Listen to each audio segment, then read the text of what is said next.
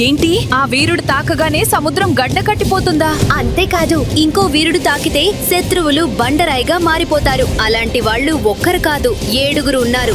7 వేరు వేరు మనుషులు. వాళ్ళ దగ్గర 7 వేరు వేరు శక్తులు. వాళ్ళనే సూపర్ 7 వారియర్స్ అని అంటారు. కానీ ఒక రాత్రి వాళ్ళంతా అదృశ్యమైపోయారు. అసలు ఏ శాపం ఆ సూపర్ 7 వారియర్స్ ని మింగేసింది? ఆ 7 చిరంజీవి యోధులు వాళ్ళ మాటతోనే ప్రపంచాన్ని మార్చేయగలరు. అటువంటి 7 శక్తి యోధులను మళ్లీ కనిపెట్టి తీసుకువచ్చే బాధ్యత ఒక శక్తిహీనుడైన యువకుడికి ఇచ్చారు. వీధిలో ఆడుకునే పిల్లలు కూడా అతన్ని పనికిరానివాడు అని అవమానిస్తూ ఉండేవారు. కానీ ఆ యువకుడి చేతిలో పడింది ఆ 7 యోధులు రచించిన శక్తి గ్రంథం. దాన్ని తీసుకోవాలని చూసింది ఒక దుష్ట శక్తుల రాణి. కానీ ఆ గ్రంథం ఎందుకని ఆ యువకుణ్ణి ఎంచుకుంది? ఒక 3 తలల నాగిని ఆ అనాథ యువకుడి ముందు ఎందుకని తల వంచింది? ఈ భయంకరమైన కథని మీరు వినకపోతే ఇప్పుడే వినండి ఈ కథని.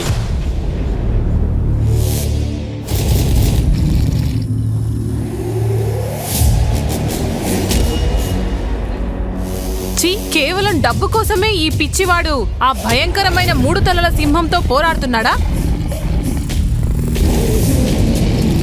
వీడికి పిచ్చిగాని పట్టిందా ఏంటి?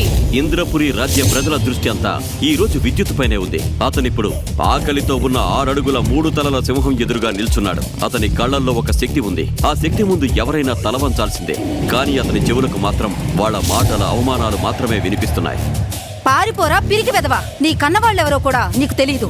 నేనెప్పుడో చెప్పాను వీడి నానమ్మని ఇంద్రపురి రాజ్యం నుండి వెళ్ళగొట్టాలని. ఇక చాలు, ఆపండి. ఇప్పటి నుంచి ఎవరు నన్నేమీ అనలేరు. అప్పుడే ఆ సింహం విద్యుత్ గుండెలపైకి ఎక్కింది. విద్యుత్ తన బలమంతా ఉపయోగించి దాన్ని దూరంగా విసిరేయడానికి చూస్తున్నాడు. కానీ ఆ సింహం ఆకారంలో చాలా పెద్దగా ఉండడంతో విద్యుత్ పై గట్టిగా దాడి చేసింది. విద్యుత్ నోట్లో నుండి రక్తం బయటకు వచ్చింది. ఆ సింహం నోటి నుండి కూడా రక్తం కారుతుంది. కానీ ఆ రక్తం ఇంతకు ముందు అది ఓడించి తిన్న యోధులది. అక్కడ కూర్చుని పోటీలను చూస్తున్న ఆచార్య అశ్వత్థామ ఎప్పుడైతే విద్యుత్ పై సింహం కూర్చోవడం చూశాడో ఒక్కసారిగా లేచి ఇలా అన్నాడు, ఇది ఖచ్చితంగా రఘువంశ రాఘవ్ భార్యకి చెందిన లాకెట్ అయి ఉంటుంది. కానీ ఇప్పుడు లేదు, నేను ఇతన్ని చావనివ్వను. ఇతన్ని నేను కాపాడాలి. అక్కడ విద్యుత్ తన చేతులతో ఆ సింహం పంజాని ఎత్తడానికి ప్రయత్నిస్తున్నాడు. అప్పుడే ఆచార్య అశ్వత్థామ మెరుపు వేగంతో వచ్చి విద్యుత్ని ఆ మైదానంలో నుండి వేగంగా బయటికి తీసుకొచ్చాడు. అప్పుడు మైదానంలో ఒక ప్రకటన వినిపిస్తుంది. 50 కోట్లు గెలిచే ఈ పోటీ నుండి విద్యుత్ ఓడిపోయాడు. అది వినగానే విద్యుత్ కోపం కట్టలు తెంచుకుంది. వదలండి నన్ను. మీ వల్లే నేను ఈ రోజు 50 కోట్ల బంగారు నాణాలను గెలుచుకోలేకపోయాను. మీకేం వస్తుంది నన్ను ఇలా కాపాడితే? నన్ను ఇలా ఓడేలా చేస్తే? విద్యుత్, ఆ సింహం నిన్ను కూడా ఓడించి తినేది. నేను నువ్వు చావబోతున్నావని అర్థమయ్యి కాపాడాను. తింటే తిననివ్వండి దాన్ని. ఇప్పుడు అలా బ్రతికి నేనేం సాధించాలి? అంతా వృధా అయిపోయింది. నా చేతిలో ఒకే ఒక్క అవకాశం ఉండేది, 50 కోట్లు గెలిచి అంతా సరిచేయడానికి. మీరు నా కలని కాల్ చేశారు అంటూ విద్యుత్ అక్కడి నుంచి వెళ్ళిపోతున్నాడు. విద్యుత్ ఎవరిని అవమానించాడో కూడా అతనికి తెలీదు. కానీ ఇప్పుడు తనకి ఏం జరగబోతుందో బాగా తెలుసు. డబ్బు సంపాదించడానికి వెళ్ళావా? వంశ గౌరవాన్ని మట్టిలో కలపడానికి వెళ్ళావా? ఆయన ముందు నువ్వు ఒక చిన్న పిచ్చుకవి. నువ్వు పెద్దాడివి అయిపోయావనుకుంటున్నావా? ఇంకా నీకసలు జీవితం అంటే ఏంటో కూడా తెలీదు. అక్కడ కూర్చున్న పెద్దవాళ్లతో అలా మాట్లాడొచ్చా? దీంట్లో నీ తప్పేం లేదు విద్యుత్. తప్పంతా నాదే, ఈ నానమ్మదే. నేను నిన్ను బలవంతుడు అనుకున్నాను, కానీ నీకే శక్తులు లేవు. బాధపడుకున్నానమ్మా. మీరు ఏడవకండి. తప్పులు జరుగుతూ ఉంటాయి. నేను అవి సరి చేసుకుంటాను. అసలు ఏమైందో చెప్పండి. సరే నాన్న, ముందు నువ్వు నాకు మాట ఇవ్వు. ఈ రోజు నువ్వు ఆచార్య అశ్వత్థామని అవమానించినట్టు ఇలా ఇంకెప్పుడు చేయనని మాట ఇవ్వు. చాలా పెద్ద తప్పు అయిపోయింది నానమ్మా. ఈ రోజు నుండి నేను ఇలాంటి తప్పుని మరి ఇంకెప్పుడు చెయ్యను. నేను నీకు మాటిస్తున్నాను. అది ఇవాళ మీ నాన్న గుర్తొచ్చాడు. 20 ఏళ్ళయింది వాడు ఈ ఇంటి నుంచి నన్ను వదిలిపెట్టి వెళ్ళి. నానమ్మా, నాకు ఈ రోజు అన్ని తెలియాలి. మా నాన్న ఎవరు, ఎక్కడికి వెళ్ళారు, ఎందుకు తిరిగి రాలేదు? కూర్చో నాన్నా. ఈ రోజు నీకు అన్నీ చెప్తాను. నేను దాస్తున్న ఆ రహస్యం గురించి కూడా. నానమ్మ మాటల్లో ఏదో గాంభీరత. అది ఎలా ఉందంటే సంవత్సరాల నుండి దాస్తున్న రహస్యం ఈ రోజు బయటపడబోతోంది అన్నట్టు. విద్యుత్, నీకు ఈ విషయం తెలుసా? విశ్వంలో 7 మహాయోధులుండేవారు. వాళ్ళనంతా సూపర్ 7 వారియర్స్ అని పిలిచేవాళ్ళు. ఆ 7 యోధులు ఎంత శక్తివంతులంటే వాళ్ళ పేర్లు వింటేనే శత్రువుల ప్రాణాలు గాల్లో కలిసిపోయేవి. నానమ్మా, నాకు తెలుసు. కానీ వాళ్ళంతా ఏదో రహస్య శక్తి వల్ల అదృశ్యం అయిపోయారట కదా? అదృశ్యం కాలేదు నాన్న, వాళ్ళని బంధించారు. ఇక నీ తండ్రి కూడా వాళ్ళలో ఒకడు. ఏంటి, నా తండ్రి సూపర్ 7 యోధులు ఒకడా? అదెలా సాధ్యం? అది విన్న విద్యుత్ కాళ్ళ కింద భూమి కంపించినట్టు అనిపించింది. నానమ్మ అతని చేతిని గట్టిగా పట్టుకొని, అవునాదా, నీ తండ్రి పేరు రాఘవ్ రఘువంశీ. థండర్ బ్లేడ్ అనే పేరుతో ఈ ప్రపంచం అతన్ని గుర్తు పెట్టుకుంది.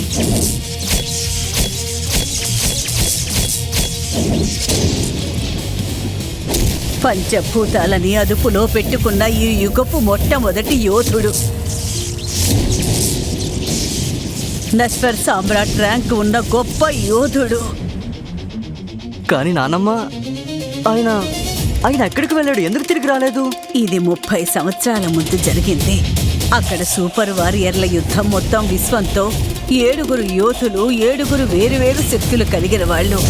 ఆ 7 ఒకరిని మించి ఒకరు యోధులు.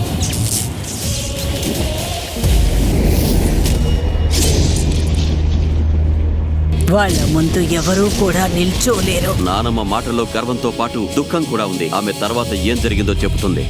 ముందుగా మీ నాన్న రాఘవ్ రఘువంశీ థండర్ బ్లేడ్ మెరుపు శక్తి కలిగిన మహాయోధుడు. అతని దగ్గర ఉన్న వేగంతో దాడి చేస్తే శత్రువుకి అసలు అర్థం కాదు వాళ్ళకి గాయాలు ఎలా అయ్యాయో. ఈ బల్లెం మీ నాన్న యొక్క దివ్యాస్త్రం, విద్యుత్ వజ్ర. ఈ బల్లెంతోనే మీ నాన్న ఎన్నో యుద్ధాలు గెలిచాడు. అందుకేనా ఈ బల్లాన్ని నేను మాత్రమే వాడగలను? అవునురా. 2వ యోధుడు మహావేద ఐస్ గార్డెన్, నీటి మంచు శక్తుల వీరుడు. ఇప్పుడు చూస్తున్న వేద చాలా కాలం అయిపోవడం వల్ల కొంచెం బలహీనంగా కనిపిస్తున్నాడు. అతను ఎంత శక్తివంతుడంటే ఒక పెద్ద సముద్రాన్ని మొత్తం గడ్డ కట్టించగలడు. ఏంటి, మహావేద కూడా ఆ 7లో ఒక్కడా? అవునా. 3వ యోధుడు నీ గురువు ఆచార్య అశ్వత్థామ, ద లెజెండ్ టైగర్. ఆయనతోనే నువ్వు ఈ రోజు గొడవ పడి వచ్చావు. అగ్నిశక్తుల యోధుడతను. నీకు తెలియదు నీ గురువు ఎంత గొప్పవాడో.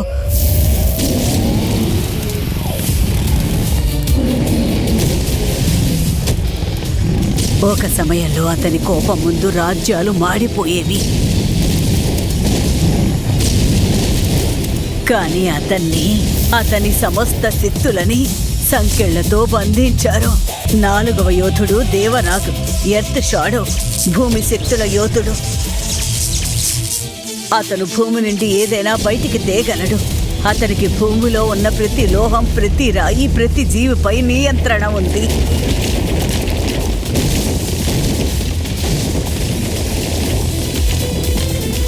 అందరూ అంటారు అతను తన శక్తుల్ని వాడి మొత్తం కొండల్ని పిండి చేశాడని.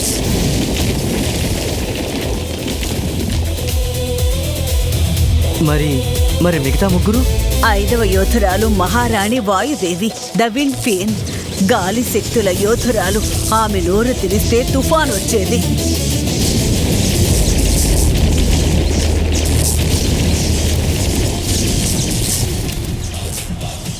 6వ యోధుడు బ్రహ్మ ఋషి కశ్యప్, ద స్పేస్ వారియర్. అతనికి ఆకాశ శక్తులుండేవి. అతను అంతరిక్షాన్ని ఆపగలడు, కాలాన్ని కూడా ఆపగలడు. అతని పైన ఎవరు దాడి చేయలేరు, ఎందుకంటే అతడు దాడి చేసేటప్పుడు సమయాన్ని ఆపేస్తాడు. మరి 7వ యోధుడు ఎవరు? 7వ యోధుడు అందరికన్నా రహస్య యోధుడు, అఘోర్ తంత్రిక్ శివాన్స్. అతను పంచభూతాలను కలిపి యంత్రశక్తిని, ప్రాణశక్తిని కలిపేవాడు. చావు బతుకులు 2 అతని చేతుల్లో ఉన్నాయి. అందుకే అతనే బ్రహ్మచక్ర సీల్ను తయారు చేశాడు.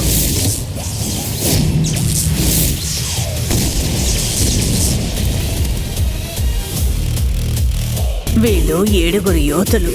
వీరు యోధులే కాదు, అన్నదమ్ములు, ఒక కుటుంబం. మీ నాన్న ఎప్పుడూ అంటుండేవాడు, మేము 7 శరీరాలం కానీ ఒకటే ఆత్మ అని. ఎప్పుడు ప్రమాదం వచ్చినా అందరం కలిసే యుద్ధం చేస్తాం, ఎవరూ మనల్ని ఓడించలేరు. కానీ ఆయనకి ఏమైంది నానమ్మా? ఆయన ఎటు వెళ్ళాడు? ఎందుకని రాలేదు? 20 సంవత్సరాల ముందు ఒక రాత్రి నీ తండ్రి దగ్గరికి ఒక సందేశం వచ్చింది. ఆ సందేశం ఏంటంటే ఏదో పెద్ద ప్రమాదం ముంచుకు రాబోతుందని. ఈ విశ్వం మొత్తం దానివల్ల అంతం కాబోతుందట. 7 యోధులని ఒక రహస్య ప్రదేశానికి పిలిచారు. 20 ఏళ్ల క్రితం ఒక రాత్రి రాఘవ్ రఘువంశీ అతని ఇంటి నుండి వెళ్లే ముందు అతని చేతుల్లో అదే దివ్యాస్త్రమైన బల్లెం ఉంది. అమ్మా, ఒకవేళ నేను తిరిగి రాకపోతే విద్యుత్కి నా బల్లెం ఇవ్వు. వాడికి చెప్పు అతని తండ్రి వదిలిపెట్టి వెళ్ళేవాడు కాదని. మేము ఈ విశ్వాన్ని కాపాడడానికి ఖచ్చితంగా వెళ్ళవలసి ఉంటుంది.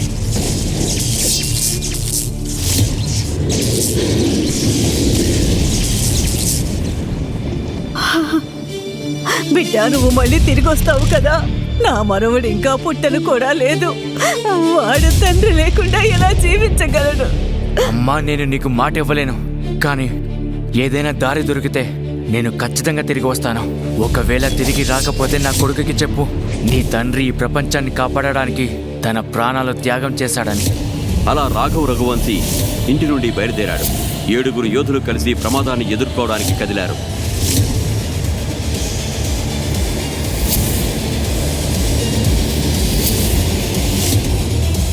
మీ నాన్న వెళ్ళాడు, ఆ 6 యోధులు కూడా వెళ్ళారు.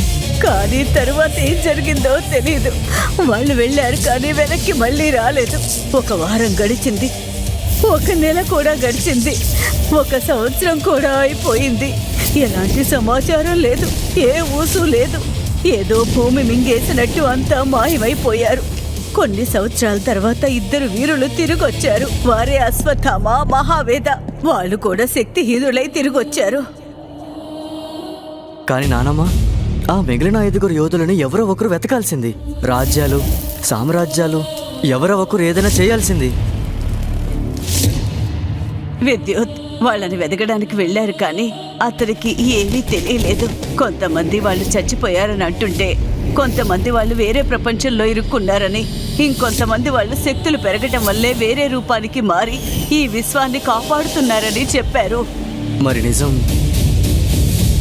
నిజమేంటి నానమ్మా? నిజం ఎవరికీ తెలియదు విద్యుత్. కానీ ఒకటి మాత్రం తెలుసు, వాళ్ళు ఏ రోజైతే వెళ్లారో ఆ రోజే లోకంలో దుష్ట శక్తులు మేల్కొన్నాయి. రాజ్యాల్లో యుద్ధాలు పెరిగి దుష్ట శక్తుల బలం పెరిగింది. ఆ యోధులు ఏ శక్తినైతే ఎదిరించడానికి వెళ్లారో దాని గురించి ఎలాంటి సమాచారం లేదు. అంటే ఇదంతా అబద్ధమేనా? అలాంటి ప్రమాదమే లేదా? లేదు విద్యుత్, ఏదో ఒక దుష్ట శక్తి ఆ యోధుల ప్రాణాల్ని బంధించే ఉంటుంది. మీ నాన్న అంత మూర్ఖుడు కాదు. ఎవరో ఒకరికి అసలు ఏం జరిగిందో ఖచ్చితంగా తెలిసే ఉంటుంది.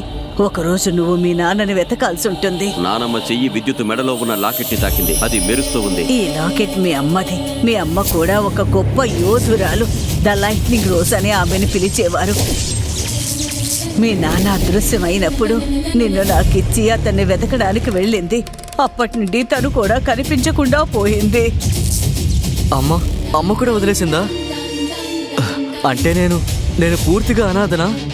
లేదు నాన్న, నువ్వు అనాథవి కావు. మీ అమ్మ నాన్న ఎక్కడో ఒక చోట బ్రతికే ఉంటారు. నాకు పూర్తి నమ్మకం ఉంది. ఒకరోజు నువ్వు వాళ్ళని కనిపెడతావు. అవునానమ్మా, నేను వాళ్ళని కనిపెడతాను. నేను నీకు మాటిస్తున్నాను. విద్యుత్ మీ నాన్న వెళ్ళేటప్పుడు నాకొక విషయం చెప్పాడు. అమ్మా, ఒకవేళ మేము ఇది చెయ్యలేకపోతే ఒకరోజు ఎవరో ఒకరు వస్తారు. అతడు సాధిస్తాడు. అతను బ్రహ్మయోధుడవుతాడు. ఈ ప్రపంచాన్ని శాంతి వైపు నడిపిస్తాడు అని. బ్రహ్మయోధుడా? అంటే నన్ను? అవును విద్యుత్, నీ తండ్రి నువ్వు ఆ 7 యోధుల కలని సాధించి బ్రహ్మయోధుడు అవ్వాలని, నీ తండ్రి సాధించనిది నువ్వు సాధించాలని కలగన్నాడు. అతను కిటికీలో నుండి బయటికి చూశాడు. మెల్లిమెల్లిగా రాత్రి చీకటి పోయి ఉదయపు సూర్యుడు వచ్చేశాడు. నానమ్మ, నేను నీకు మాటిస్తున్నాను. నేను బ్రహ్మయోధునవుతాను. ఆ 5 యోధులను వెతుకుతాను. వాళ్ళు ఈ లోకంలో లేకపోతే నేను వారి కోరికను ఖచ్చితంగా నెరవేర్చుతాను. నాకు నీ మీద పూర్తి నమ్మకం ఉంది విద్యుత్. విద్యుత్ మళ్ళీ కిటికీలో నుండి బయటికి చూశాడు. అతనికి ఒకటి అనిపించింది. 7 మహాయోధులు, పంచభూతులకు అధిపతులు. అటువంటి యోధులు ఏమీ చేయలేకపోయారు. అలాంటిది నేను ఒక్కడిని ఏం చేయగలను? అప్పుడే అతని లాకెట్ నుండి మెరుపులొచ్చాయి. అతని చేతుల్లో ఉన్న బల్లెం కూడా మెరిసిపోతుంది. అతని చేతిపై ఒక మెరుపుల నాగుపాము కూడా మెరుస్తూ చుట్టుకుంది. ఇక్కడేం జరుగుతుంది? విద్యుత్, నువ్వు ఒంటరిగా లేవు. నీ తండ్రి, నీ తల్లి శక్తులు నీతోనే ఉన్నాయి. నువ్వెప్పుడైతే సిద్ధంగా ఉంటావో నీకు ఆ 7 మహాయోధుల శక్తులు కూడా వస్తాయి. నేను ఇది చేయగలనో లేదో నాకు తెలియదు, కానీ నేను ఖచ్చితంగా ప్రయత్నిస్తాను. 7 యోధులు కలిసి చేయలేనిది ఈ బ్రహ్మయోధుడు ఖచ్చితంగా చేయగలడు. విద్యుత్ తన బల్యాన్ని పైకెత్తి పట్టుకున్నాడు. అతని కళ్లల్లో ఇప్పుడు భయం కాదు, దృఢ సంకల్పం కనిపిస్తోంది. నానా, అమ్మా, మీరెక్కడున్నా సరే నా కోసం ఎదురు చూడండి. నేను వస్తున్నాను. ఈసారి నేను అందరినీ కాపాడి తీసుకొస్తాను. 7 యోధుల రహస్యం ఒక బాలుడి సాహస యాత్ర మరియు ఒక కలగా మిగిలిపోయింది. అతను దాన్ని పూర్తి చేయగలడా? బ్రహ్మయోధుడు కాగలడా? అతను ఆ 5 మహాయోధుల్ని వెనక్కి తీసుకురాగలడా? అన్నింటికన్నా పెద్ద ప్రశ్న, అసలు ఎవరా శక్తి ఆ 5 మాయం చేసింది? ఈ రహస్యాలన్నింటినీ ఛేదించడానికి వస్తున్నాడు బ్రహ్మయోధ. పూర్తి కథని వినండి. ఇంకా ఆలస్యం ఎందుకు? ఇప్పుడే డౌన్లోడ్ చేయండి పాకెట్ FM. వినండి బ్రహ్మయోధ ద డిస్ట్రాయర్.